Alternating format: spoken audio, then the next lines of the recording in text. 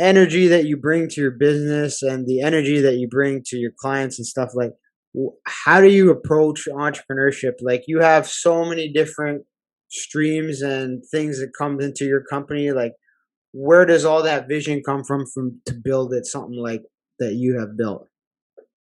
Yeah, you know what? It's always a hard question when people ask me this one. Yeah. I'm always working on so many different things Yeah. at so many different times.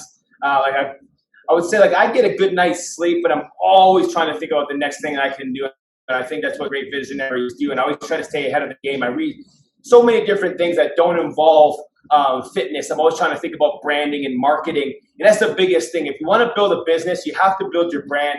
You have to be able to market yourself very well. Yeah. You know, I have friends with master's degrees in exercise science, all these amazing things, but they're just not people person, and they don't have that knack and that personality, and that charisma and that energy to take their business to that next level. Yeah. And you always got to you always got to have 2, 3, 4 different things going on, to make a business very successful. You can't, like, it's good to stay, on a straight line and really build one thing up, but eventually you got to start branching out and bringing in a little bit more different streams of income. So I started off in the basement, like I said, but once I started to really build up that business, I knew personally I couldn't put 12, 15-hour days in. It was going to burn me out by the time I hit this, 32 years old. Yeah.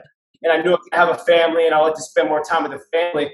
And I had I was working at the college as a strength coach. I was working to the pros, and I was doing my, my business. And I said, you know what, online is the way to go. And I was fortunate enough to get online before COVID started. So, and it only amplified from there. It really helped. But you also have to know about, how do I get more team? Like, how do I get more people involved that I can trust to help build and grow it? But I always knew if I was going to train people, I was already using equipment. Yeah. And so I said, if I could just make this equipment better, I should just make it myself and get these athletes to wear it and brand it for me. And that could be another line of income. Or I'm already filming these athletes. I might as well film what we're doing and sell it as an online program. Yeah. Hey, I'm not the greatest in food nutrition, but I should bring in somebody that's really good and partner with them and sell that. Oh, I'm already wearing minimalist shoes. I should work with that partner. I'm good at branding and personality and talking, and I should partner with them. So I'm always trying to think about how can I get, one foot in the door to take my, my business to the next level. It's like hiring to your weaknesses.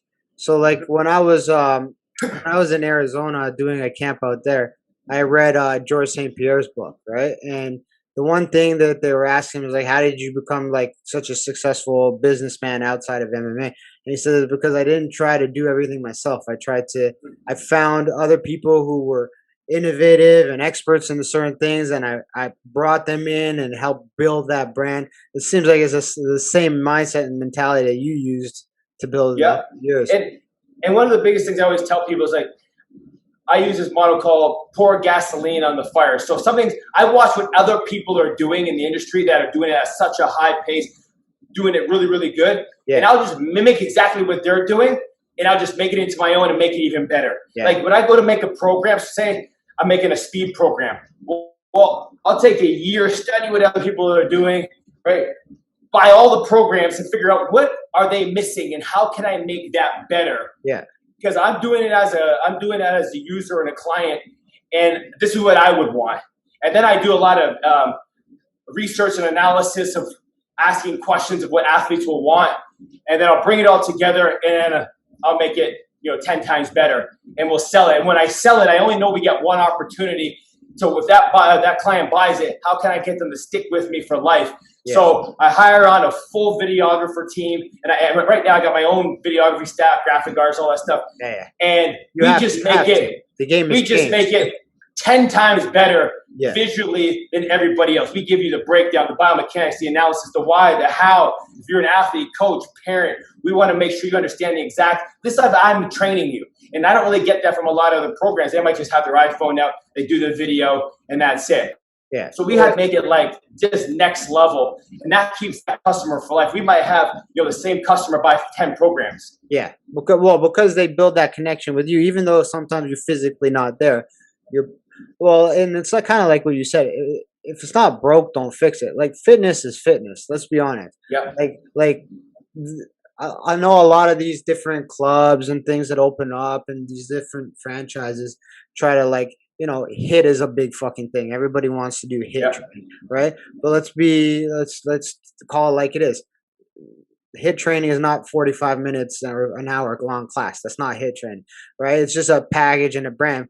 But like fitness has always been the same thing. You have to do the work, and if it ain't broke, don't fix it. But it seems like your approach, which is the same approach I use, you take what's already given and you just tweak it and make it better and personable to you, to Yes. your brand, right? And I think And, that's where a and lot I of always tell people, and I always tell people, like, squat's a squat, but how can we make the squat better? How can we tell you our squat is better than, blow Joe down the street squat, right? Yeah. So we'll talk about, so like when we were talking about speed and how to get faster, we were trying to draw in what's something that somebody's not talking about, right? Because everybody wants to get faster. So we might talk about the feet.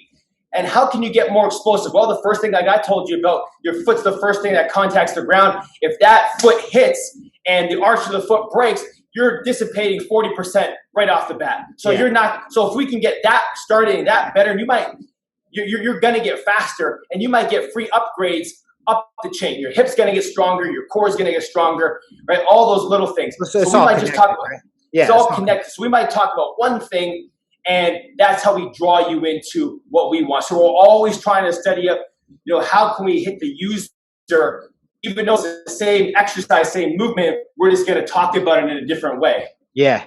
And there's this, like you said, like a squat is a squat, right? But it's almost like how you package that and communicate it to the person, because like the way I teach a squat may not resonate with everybody. They may not understand it. They may not, the way I explain it biomechanically, process it in their brain.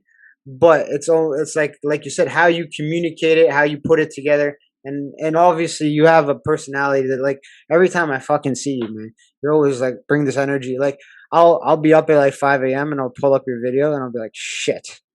Now I gotta get going. And you know what? And that's part of it, right? Yeah. Is the personality, the charisma, the energy. I'm the face of the company, so it's like I always got to be on, and I'm the person that is motivating you to be the greatest version of yourself. Everybody, if you enjoyed that clip, please head on over to the link below to my YouTube page and watch the rest of the podcast.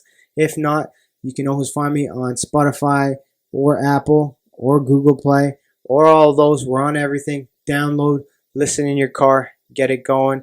Thank you for the support. Please like, share, and subscribe. Have a great day.